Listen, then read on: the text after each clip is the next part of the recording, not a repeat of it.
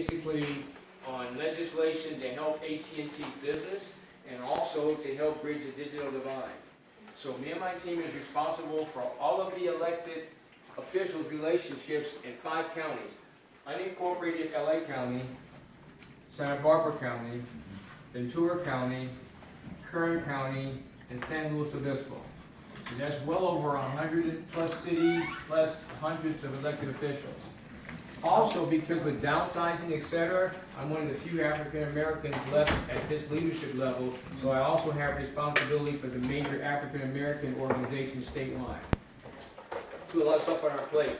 So it took me a couple of years to fish out, mentor, and screen to get Amir on my team, so I have someone else with that sensitivity to help me. This is a very challenging position.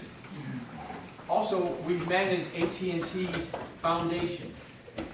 And we have a couple other pockets of money that we can provide to nonprofit organizations that are doing things in the tech arena, education arena, health arena, etc. That's a blessing and a curse. It's a blessing to have access to all these funds. I mean, our department probably gives out well over $1 million a year.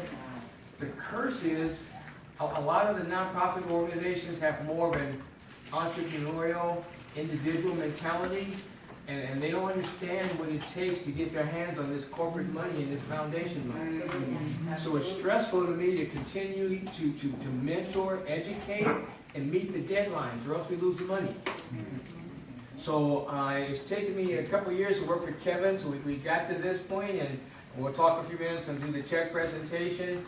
So, you know, we're giving the Dakar Foundation $25,000 today, but trust me, that's a pea in the ocean compared to what we can do. Wow. And what we have to show the fruits of this program. What AT&T is trying to do now, you know, we're like the modern day Pac-Man. We're gobbling up tech companies and film companies like crazy. To the point where there are programs going on my office and my campus. I don't even know what's going on until somebody calls and says they read this in the paper. Byron sent me an email maybe a couple of months ago about some coding program on campus. What program was it? It was a program with Reese Business School Company. It was for girls. That was like a week program that AT&T sponsored. Yep. Yes. Girls and Code? It was a different one.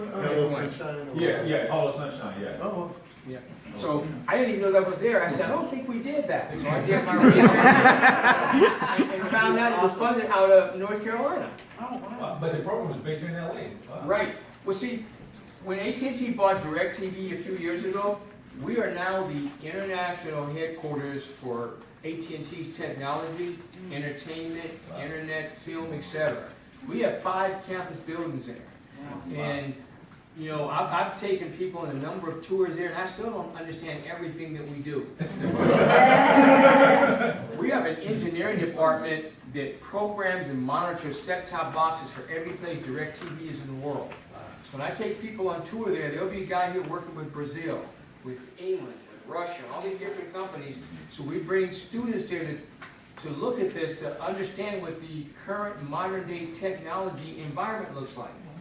We hosted AC Green's Foundation a couple weeks ago, and again, a blessing and a curse. A blessing because we had over 200 young students there, junior high, high school age. If you can imagine, some of them missed the bus, my parents were bringing them, security was driving me crazy, and kids ran across the Imperial Highway. But for them to see, you know, it's no secret in this country, we don't produce enough technology students to fulfill all the jobs. So there are a ton of people at our location that come from other countries. The main ones are China and India. So for the first time in my life and career, I'm learning and listening to Cantonese and the Mandarin Chinese, and I'm not even sure, I'm embarrassed what Indian people speak, but they're speaking a different language too. So for students to take a visit there to see what this current technology environment looks like is very educational. All the people that we have in the room, like I said, this first check I'm giving Kevin is great, but AT&T's new challenge is with the companies that we bought, there is a forecasted shortcoming in entry-level technology jobs. So our state president and worked with a couple community colleges in Northern California. He wanted to extend this program to Southern California, which is where our connection came in with Kevin. So we are looking to work with community colleges to get the skill sets for the jobs and careers that we know about. As you know, the immersion between internet, technology, et cetera, there are a lot of careers that we don't even know exist yet. And our young people are so creative that it is just a challenge. So what I try to do is to make opportunities for underserved nonprofits in the STEM area, technology area, to grow their programs. And then when I try to give you a heads up on technology that's coming out, the new technology that's coming out right now is 5G. Us, Verizon, and other telecom companies are building infrastructure as we speak for 5G. Like I said, part of my job is to get legislation passed to support our technology and to bridge the digital divide. So a lot of times I'm looking for partnership with nonprofit organizations who will write letters of support, because as you know, how can I say this tactfully? The sound that's coming out of Washington, D.C. doesn't always have underserved folks as a top priority. And a lot of times legislation are hundreds of pages long, and we don't take the time to read that. So we have people that we pay to make sure the legislation that's in there will benefit and help bridge the digital divide. So I look for constant partnerships with nonprofits when I need a letter written to your local senator or assembly person to tell why we need to pass this legislation. So that's part of my job. The other thing is, like I said, to give you a heads up on new technology. In the next 12 months, AT&T and a lot of telecom companies are building infrastructure for 5G. It's going to be a technology more so controlled, more software-wise than hardware. So we're putting small cell towers on top of light posts, street lamps, and other places that will build the infrastructure for 5G. And then it'll be software controlled, where someone at a desktop will be able to hit a button for 3G, 4G, 5G, and then whatever's coming up next. So right now the infrastructure is being built. Manufacturers that are smart are in test cycles with us right now in different cities, testing hardware that will be compatible with 5G. I'm educating students to look for this hardware that's coming out so you can begin to develop applications and things to ride on 5G. And with 5G, it's supposed to be minimum 2 to 15, 20 times faster than any internet we know. So things like automated cars and different things in the medical industry that can't exist today will exist with 5G. So my role is to let everyone here know about technology as it comes out. And if I don't know about it, call me up like Baron, send me an email, and I'll ask questions and find out and get back to you. So I want to thank everybody for coming today. We're looking at the different potential partnerships. Very excited with the opportunities with Kevin Hart's organization.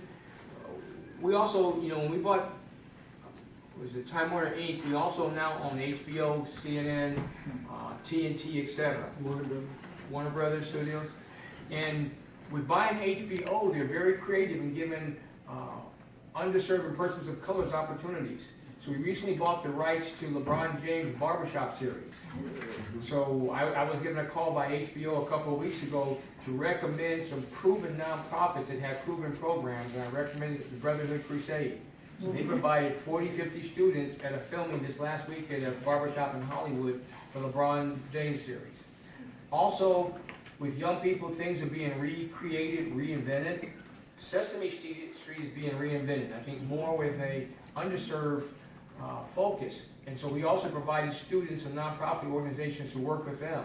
So as I find out about things, I share with nonprofits and partners as yourself. And if you hear about something, let me know, because AT&T does so much stuff now, it's impossible to stay on top of everything. But we will find out and help. So with that, I think we want to get on to the presentation of the reason that I'm here. So here you get that big check. That's why I'm here.